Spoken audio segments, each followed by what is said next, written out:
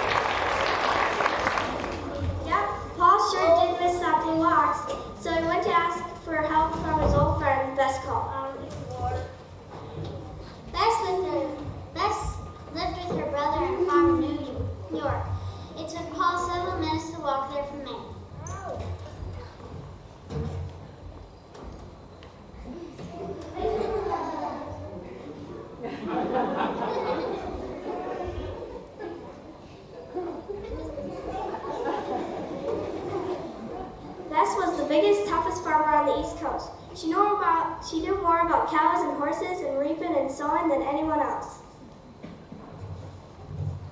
Paul figured she'd know where to look for a missing ox.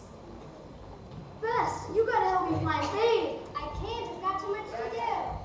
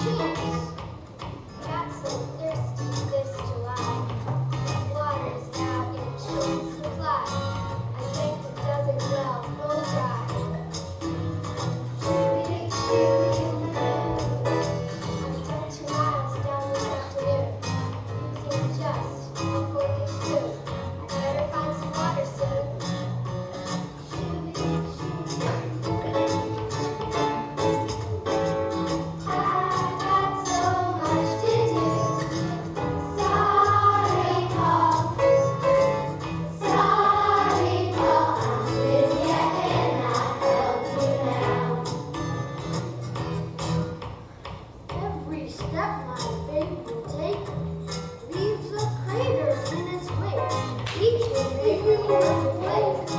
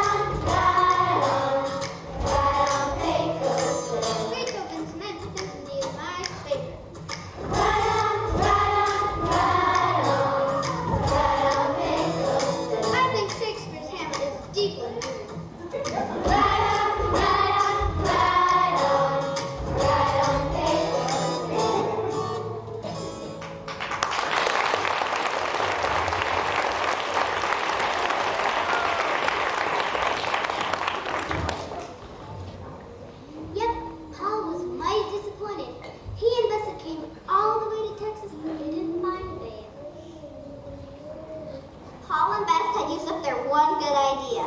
They were trying to figure out what to do next when who should wander by but Johnny Appleseed and a couple of his friends. What about here? I don't know. The soil looks a little sandy. But what about over here? Maybe. Who are you? Hello, stranger. I'm Johnny Appleseed. Hello, Fruit Pit. Ready banana peel. We're on a mission to beautify America. Everywhere we go, we plant something. What are you guys planting? Why, prune pits, of course. Someday I'll be famous. Paul Prune Pit, the gal who brought prune pits in this great land.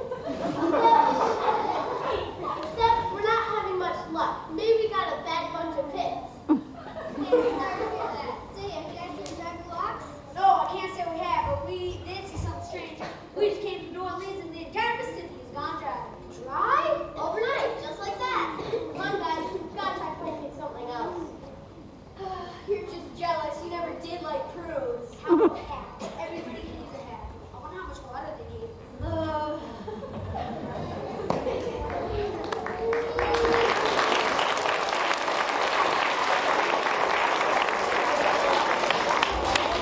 Yep, so Paul and Bess headed to New Orleans. Paul was sure he was going to find his giant blue ball. When they got there, the river sure was dry, and the keel boats loaded with cargo for the long, hard trip up the river were all stuck deep in the mud. Keel boats, for those of you born after the Civil War, were long flat boats folks used to push, pull, sail, and curse up and down the Mississippi River. It was mighty tough work. And the strongest, toughest keel boat captain of them all was Annie Christmas.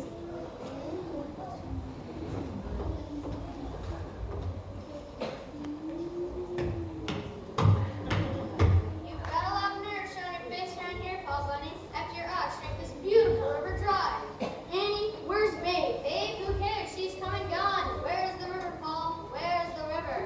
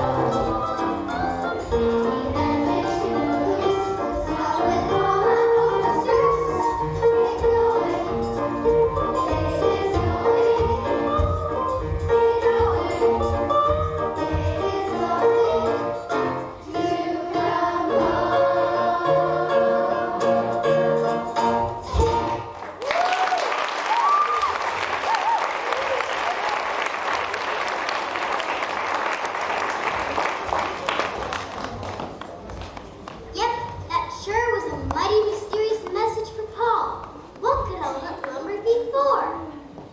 And who sent the ransom note? Who kidnapped Babe? Paul didn't know what to do. Could he even believe the ransom note? Who should come wandering by again but Johnny Appleseed? You're not even trying. You gotta dig at least 6 inches deep. I'm sorry, I am trying. We have covered every inch from Louisiana to Massachusetts. Nothing is growing, I tell you, nothing. Not even a little sprout. What are you guys planting now? Banana peels. It was Betty's idea. Imagine banana trees from seed to shining seed. Green and yellow dotting our fruited plains. Such a good source of potassium.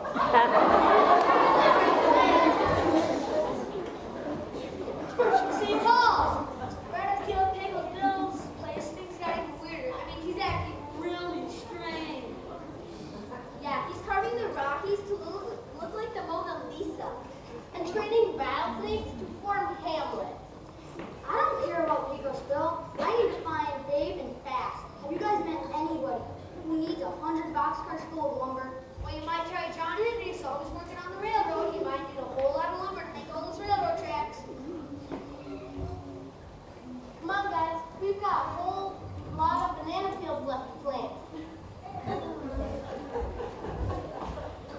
Got any more ideas? Just the same old thought.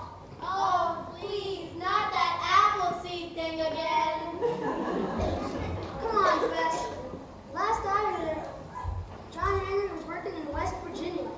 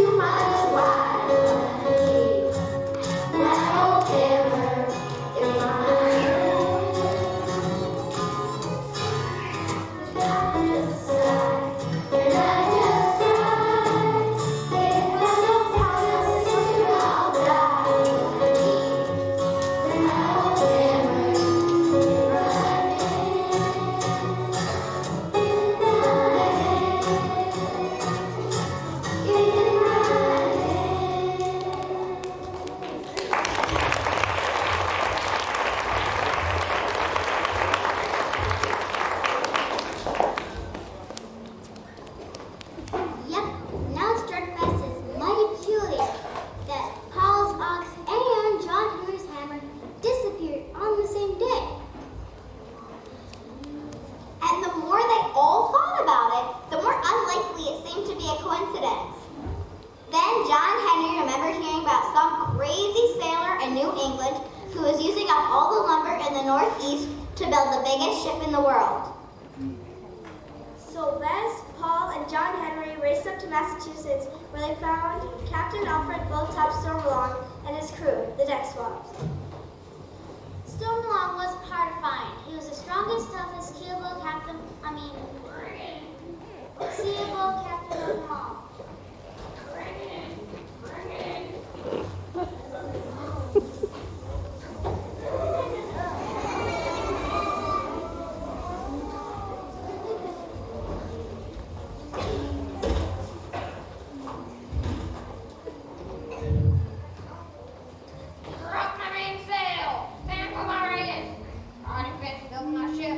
Got no need for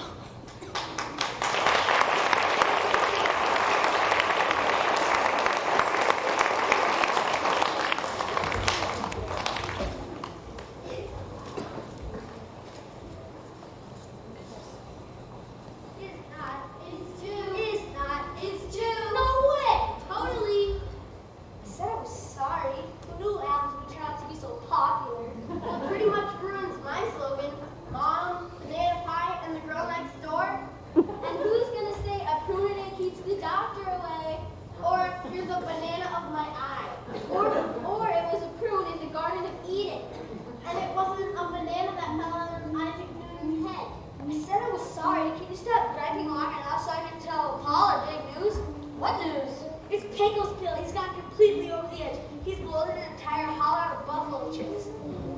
Thinks he's some kind of great classical pianist. And he's waiting for a huge shipment of what's his plan. What? Yep, 100 boxcars full. Hey, I wonder if that cowboy has my hammer. Come on, guys. Let's go to Texas now.